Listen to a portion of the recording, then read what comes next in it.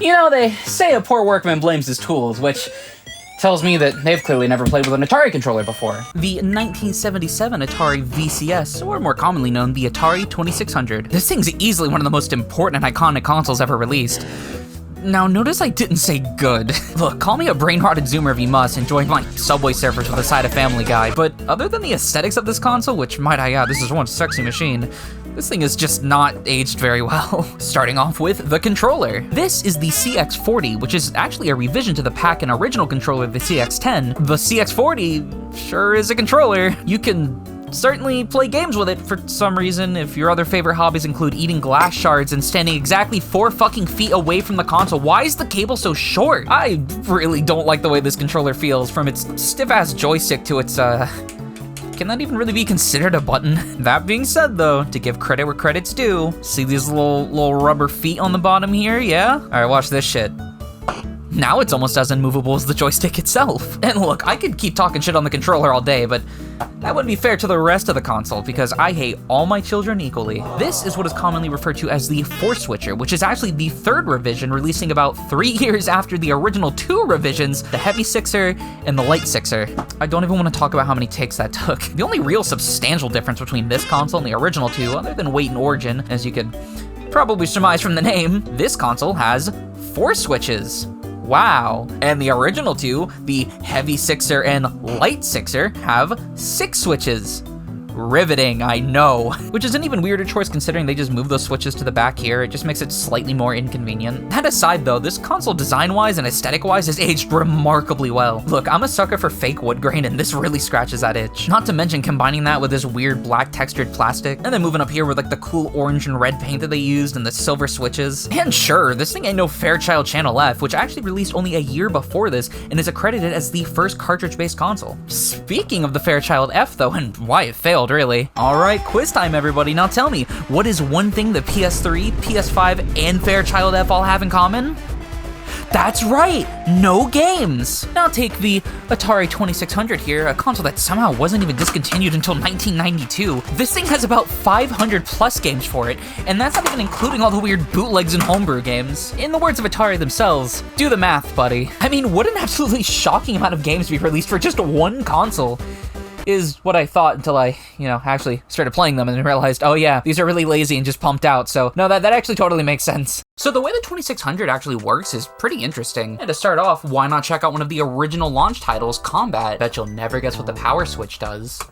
Wow. There's also a dedicated switch to switch to black and white in color, but I think we'll be fine to leave color on. These other 2 switches over here though are where things start to get a little interesting. As you can see, on the left we have Game Select, and on the right we have Game Reset. Unlike the NES or something like that, the Atari actually didn't have enough power to have proper menus to go, oh, do you want to have 1 player or 2 player? Do you want to play easy or hard? So the way they got around that is they have physical switches you can use to set how many players and what version of the game you're going to be playing. For a majority of Atari games, just because they were so easy to make, it's not uncommon that you would have ones that would have game selections on them. They're all just variations of the same game. They're nothing like to call home about. So if I reach on over here and I grab my handy little game select lever and push it down, you can see in the top left, the number is starting to go up. Game select mode 1 through 5 is tank, and then moving over to 6 is when we're over to tank pong. Then you would reach over to the other lever here, game reset, which in some games is a genuine reset button, but in a lot of games, it's actually a confirm switch. So after you pick the stage you want,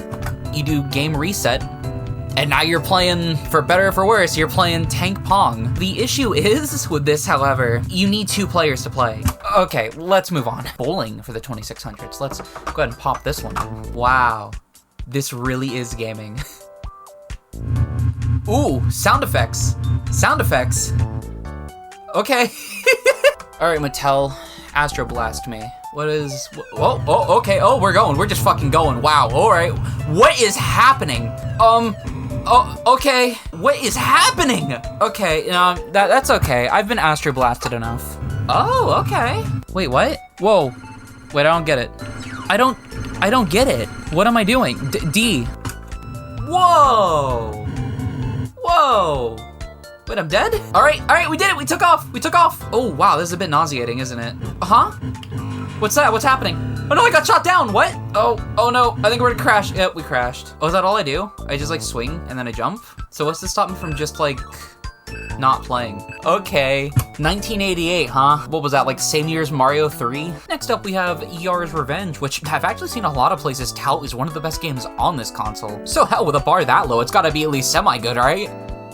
Right? I don't get it. I've tried so many times to play this game. I cannot for the life of me understand what the fuck it is I'm supposed to be doing. Check out some of the cool features this game has, like the epileptic nightmare strip of pixels in the middle here. That's really nice. You got this slow-ass line that slowly follows you until you die. You got this thing. I don't know what it does. If you shoot it, it doesn't really take any damage. Look, I'm sure if I had the manual or something, this would all be totally crystal clear and I would totally understand exactly what it is I'm looking at, but as stands, hello, not Pac-Man. You know, ironically, this might be better than the actual Pac-Man port, which is funny because that gives me a good reason to talk about the actual port of Pac-Man to the 2600, which is so infamously terrible that it was one of the 2 games that directly led to the video game crash. There was like a huge marketing push for this game, like it's the definitive way to play Pac-Man. It's the fucking arcade experience in your house. Yeah, and then you play and it's like that. Okay, let's play.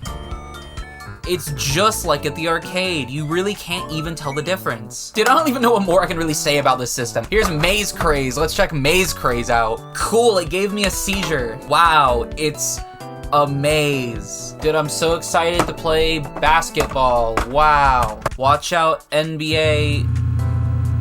Watch out, 2K, you really got some competition in the scene right now. Like, this is pretty sad when you think about it, all right? Look, I've played all these games, and the most I can say about some of them is that they are vaguely interesting. Not even good, just interesting. Yeah, because I can't wait to show my kids Adventures of Tron. Gather around, kids, let me show you what Grandpappy used to play when he was a fucking kid. Like how is this even a game? What am I supposed to do? What am I supposed to garner from any of this? This is just a fucking eclectic nightmare. And the Bart lobotomy sound effect. This sucks. This sucks! Video games, more like video lames. That's why this Atari belongs in the trash. It's actually probably about what I would have said prior to checking out Atari 50. I mean, no joke, this game pretty much single-handedly gave me an all-new perspective and deep-found respect for the 2600, the developers behind it, and its legacy as a whole. Even if I do somewhat still think the games kind of suck. Compilation games are a dime a dozen, and hell, especially from Atari, but what really sets this game apart from all the other countless ROM compilations is I'd consider this more of an interactive museum. And of course, with any compilation game, you of course have your compilation of games, and I gotta say, they got a pretty good selection here. They even have Jaguar games? I'm not entirely sure why you'd want to play Jaguar games, but they're there. Answer me one thing, buddy. Where did you learn to fly? But where the real bulk of this compilation lies is actually back here on the main menu. So as you can see here, there are 7 different tabs, each one chronicling a specific thing in Atari's history, like this one, which is actually chronicling the entirety of Atari's arcade history, which they were an arcade company if you didn't know that originally, from humble beginnings, if you will. However, for the sake of this video, I'd say we're a lot more interested in the 2nd and 3rd tabs here, which are all about the birth of the 2600, leading all the way up to the video game crash, which it's kind of Atari's fault. I absolutely adore these timelines, from the interesting photos and text and videos and documents, the surprisingly intricate and well-done 3D recreations of the game box arts, but not the consoles themselves for some reason. And my personal favorite part, the surprisingly well-done developer interviews / documentaries. Like, remember Yar's Revenge, that epileptic nightmare that I think was being sold as a game? Yeah, look guys, I'm gonna be honest, I still don't understand what the fuck I'm supposed to be doing in this game, but it turns out the developer himself and the history behind the game is actually quite interesting. And look, I'm not gonna sit here and try to convince you this is a good game or anything by any stretch of the imagination, but at least now that I've been provided with a little more context than just a straight up ROM, I can't help but at least respect Howard Warshaw and the games that he made. But I seriously had so much fun just listening to the developers talk about their history and stories with the company, especially looking at the current state of the video game industry. Deja vu. I still found these interviews super informative and very interesting overall, especially again in the whole sense of it giving context to the actual games that you're playing. At least now you can understand why games play like they do or look like they do. There was actually a couple clips where the devs themselves were talking about, God, I wish we had better fucking hardware. So it's not even like they didn't know that their shit kind of sucked, which again, gives me a little bit more respect for them. But regardless, I think Atari 50 is a fantastic collection and an even better celebration of the company. Hell, I might go as far to say this might be the definitive way for most people nowadays to experience Atari. It's kind of sad too, because it almost makes me wish that companies like Sega or Nintendo would put nearly as much effort into their collections. It's much easier nowadays to release another Sonic Origins collection or a Nintendo Championship edition, but let's be real, man. Most people nowadays outside of retro gaming enthusiast circles just kind of don't fucking care about retro gaming. Hell, I had Nintendo Championship edition and I could not get a person to play with me for over 5 minutes. And it makes sense, frankly. I mean, if you don't have nostalgia for this shit, why the hell should you care? From the sense of a modern gamer, at least, they control bad, they look ugly. That's why I really like Atari 50, though. I mean, it's one thing just to supply you with a means to play ROMs. I mean, look at this. But it's a whole nother thing when they're actually giving you, like, developer documentaries and text and reasons you should give a fuck about the game other than it's old and people have told you that you're supposed to care about it. And so, this is the 1977 Atari VCS or 2600,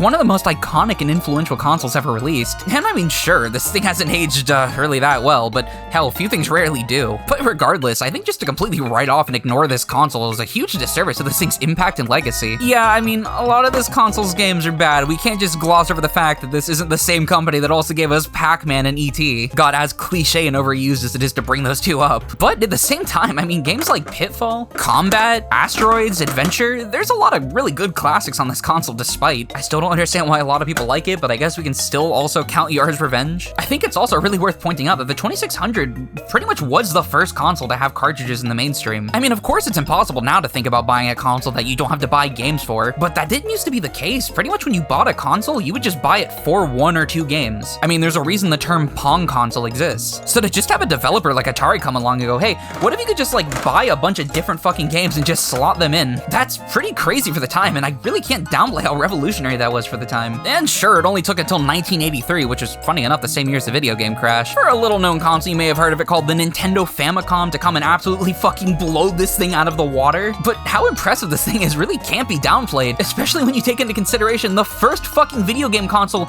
ever released came out only a few years prior, the Magnavox Odyssey. And hell, that thing was so weak that you had to have film overlays you'd put over your TV to actually supply the graphics. And well, that's gonna about do it, so thank you guys for watching. I hope there was some grander message or meaning to be taken away from this, other than just me fiddling around with weird Atari games. I think if there's any message you should take away from this video, it's maybe don't write things off so fast, which is something I'm pretty bad about myself, I will admit. I mean, hell, I only just recently, about like 2 months ago, finally decided to give Spider-Man on PS4 a try. And listen, I know that doesn't sound like anything too crazy, but I fucking hate Marvel with a passion. And hey, it was really fucking fun. It's not gonna be like one of my like top 10 games ever, but it's pretty fucking high. That game's cool. So my suggestion, if you're gonna hate something, at least give it a try first. And trust me, I sure did try Yars' Revenge enough already. I think my seething hatred is justified. Additionally, I also want to plug real quick, I did just start a new channel called Logan Nerd 2, or Logan Nerd Squared, I guess. I don't really know what I'm gonna do with the channel yet, but I'm just thinking maybe some like chill like gaming stuff. So don't expect anything extravagant like this. But regardless, thank you guys for watching. If you want to get some cool behind the scenes footage and whatnot, make sure to check out my Ko-fi. I'll have a link in the description. Subscriptions start at $1, going up to $5, each one with various little perks here and there. Additionally, if you're also feeling a little quirked up, you can also join my Discord. There you can get updates on videos, what I'm doing in my personal life if for some reason you care. But yeah, thank you guys for watching. Maybe subscribe if you feel so inclined, no pressure or anything, and I will see you guys whenever I upload again. Peace.